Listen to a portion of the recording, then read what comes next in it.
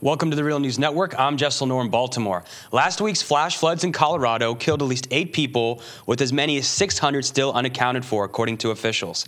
Highways were washed out, and nearly 20,000 homes destroyed or damaged, and more than 10,000 people had to be evacuated, with entire towns being completely cut off. The flood is one of the worst in the state's history.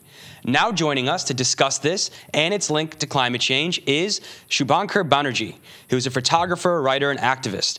He has an upcoming book, Arctic Voices, Resistance at the Tipping Point. Will be published in October by 7 Stories Press. Thank you so much for joining us. Thanks for having me, Jessel. So, Subhankar, not only have we seen these devastating and tragic floods in Colorado, but we've also seen 2 hurricanes hit Mexico, a hurricane in Japan. Natural disasters are on the rise across the globe. Is there a link to climate change? Oh, absolutely. In fact, there is no scarcity of extreme weather events happening all over the globe. If you just dial the clock back a little bit, this past June in Uttarakhand, India, in the Himalayan state, in India, we had a flood that was called the Himalayan tsunami. The number of killed or missing varies between 500 and 15,000, depending on whether you talk to the government or the people on the ground. So there may be up to 15,000 people dead there.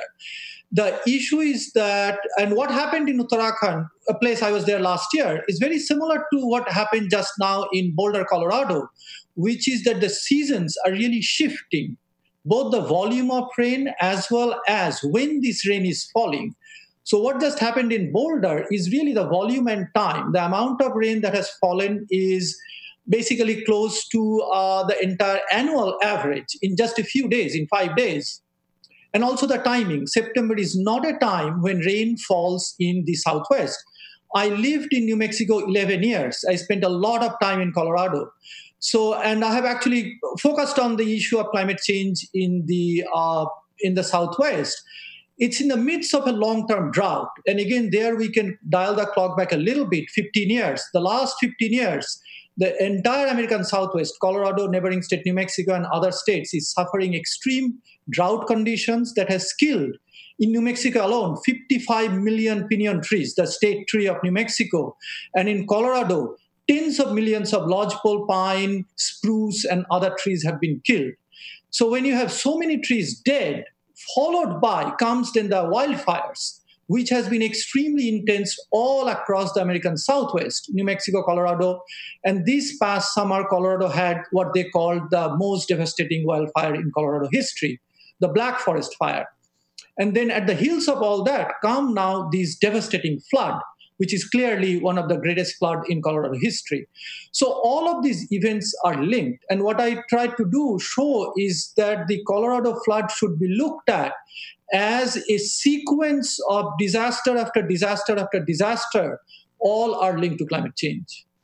And we wanted to talk about how the media is covering this. Are they making that link? Are they doing their job to inform the public about the reality of not only what's happening now, but what may continue to happen in the future as far as these unprecedented natural disasters? Absolutely not. The corporate media is doing a dismal job. After I wrote my first piece was published about the Colorado flood, Boulder flooding, last Friday, I received numerous comments from readers that the media is showing the tragedy and what is going on, but no one is raising a single question about if this event is related to climate change.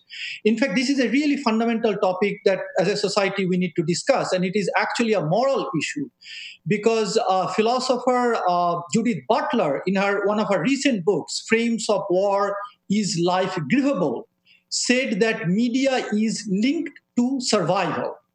And what is going on with media, as we discussed, that with globally warmed Earth, there will be no scarcity of extreme weather events all over the planet. How we report on it is very important.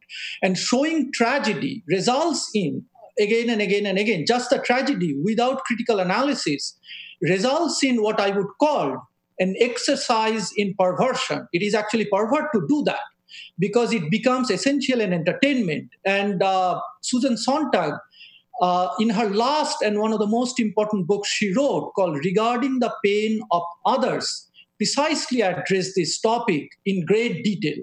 So just to show the tragedy and not discuss why this tragedy is happening really becomes entertainment. And the only people who benefit from that are essentially the media, the corporate media, and the contractors who will now come after to rebuild the place. And this has been happening in war situations again and again and again. It's contractors like Halliburton and Bechtel then get these big contracts to rebuild. So this is actually a very pervert exercise that media, corporate media, continues to do.